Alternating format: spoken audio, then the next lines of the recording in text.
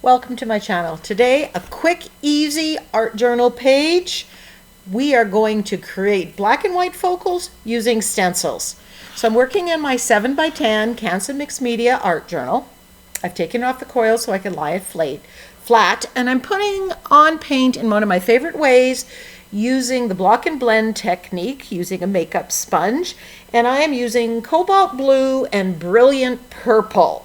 And the reason for these colors is I was running out of these paints in the tubes, and I had cut them opened and put them in containers. These paints are really old and just want to use them up.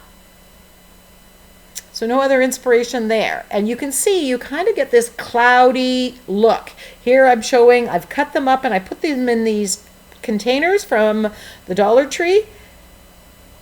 This way you don't waste any of the paint. So I've blended these together, and the reason they are blending so easily is because the page has been gessoed.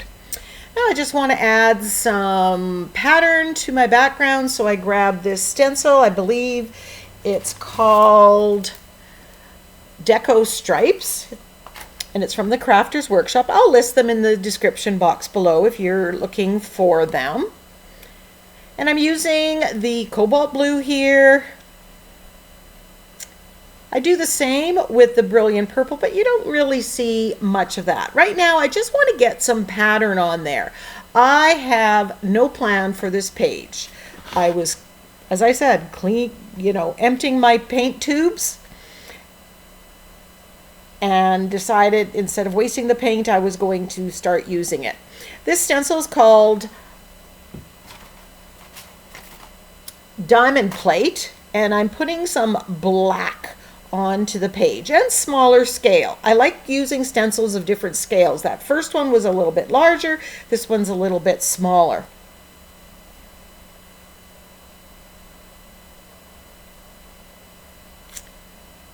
I was liking this one on it and decided that I wanted some more. So I'm just finding where it was and coming back with the cobalt blue again and just making sure that it shows up. Just a little bit more.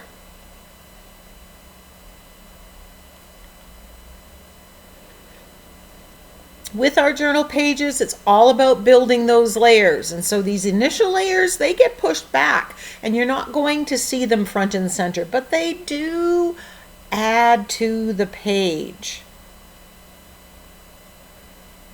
So I'm just adding a little bit more there as I'm trying to decide what to do next. Now, I looked through my napkins and my other focal images, and I couldn't find a focal image that I liked or that was going to go with that background.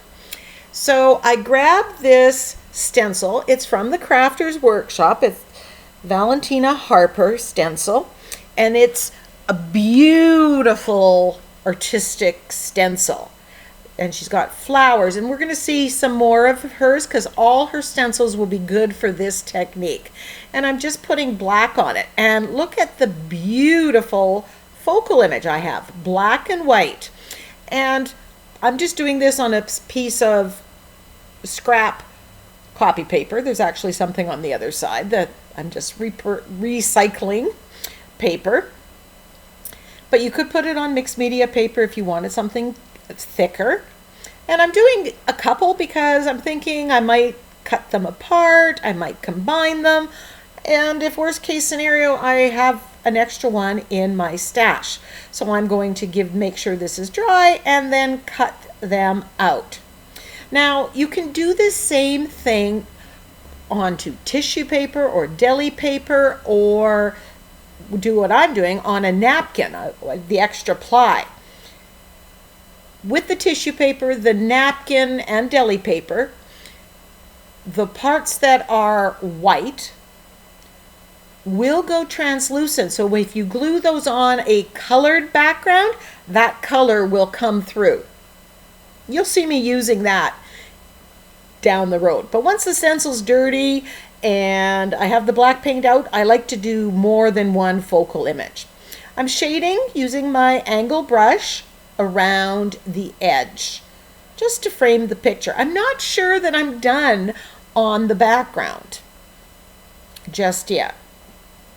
So now I'm going to play with the composition of my stencil made focal image. And I'm cutting this one apart so I can build it up. And I'm playing with it, layering them. This stencil is called Apple Blossom. And you can see all the variations. And if I had a larger page, I might do some of these. So right now I'm just getting ideas. Here are the rest of the Valentina Harper stencils that have come out that you can get at TCW. And you can mix and match. There are birds, she's got butterflies, but they would all be great for making black and white focal images. And then these flowers. And here's some more sets. These are the 6-inch ones. The 12-inch ones are massive. Then I'm taking that same stencil and I am putting in some white into the background to lighten my background. And this is giving the illusion that I am up in the sky, up in the tree with the apple blossoms. So we have the black and white one, and then we just have these white ones in the background.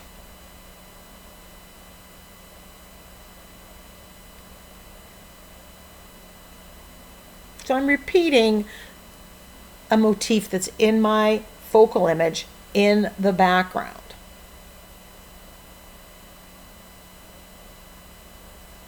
And that makes it really cohesive as opposed to introducing yet a different type of stencil. I want to add a little bit fine black, so I grab my script stamp. If you have a script stamp, a music stamp, another very small scale stamp, that would be perfect in this application.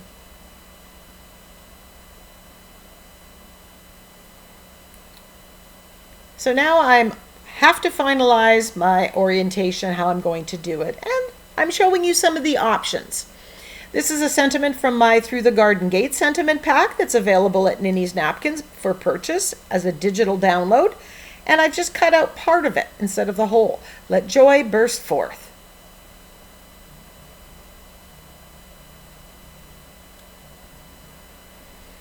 I'm further editing that blossom, changing where the leaf is.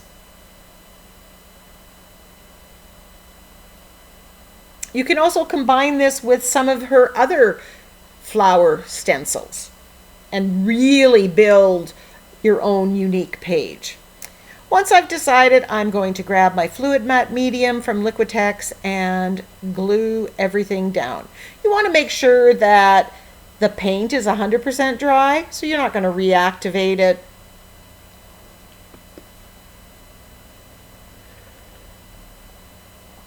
And smudge your background.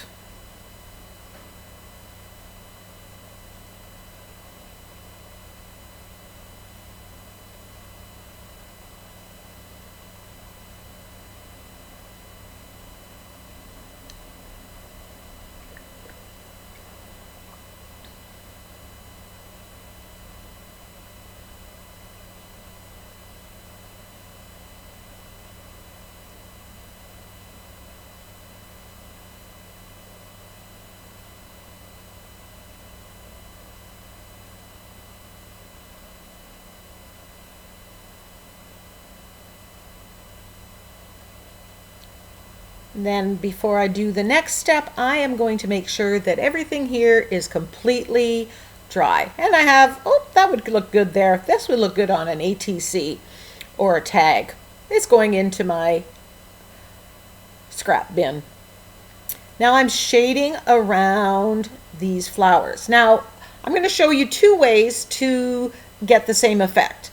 This way is called floating acrylic.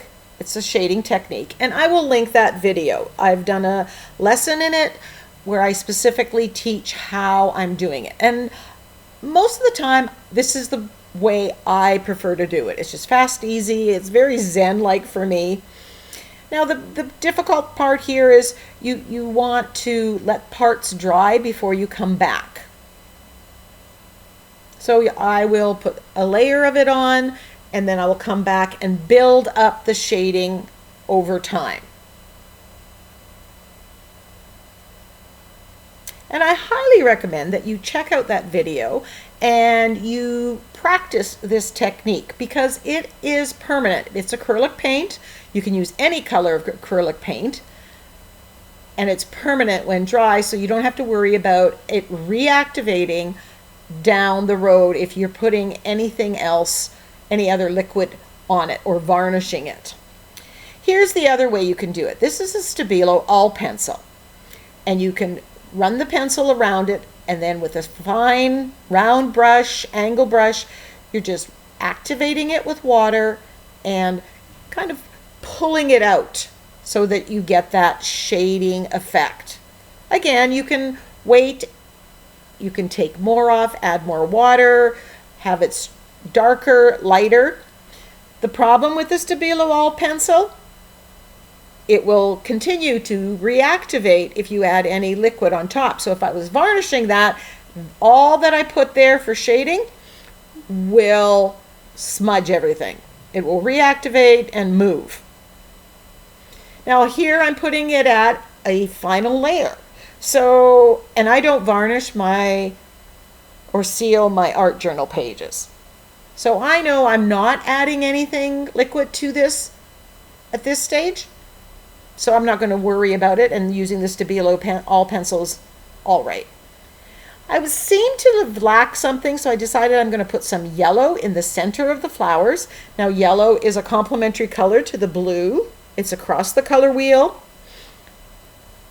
from the blues and purples, and that just brought such energy to the page. And then I found myself just taking that same yellow, I think it was cadmium yellow, and I'm just adding it to the centers of the stencil flowers and even just on the background, just to make everything tie together. And I think this made a really big difference. It just brought a lot of energy to the page. What do you think about adding the yellow?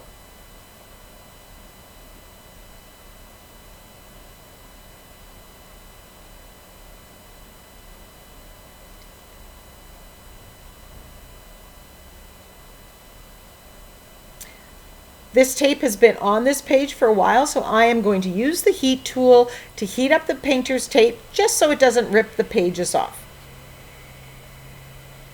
Thank you so much for joining me. Check out the links. I will list Valentina's stencil there, and I know you'll be able to get those through the link at the TTW Shopify store. Ninny's Napkin also carries some of her stencils.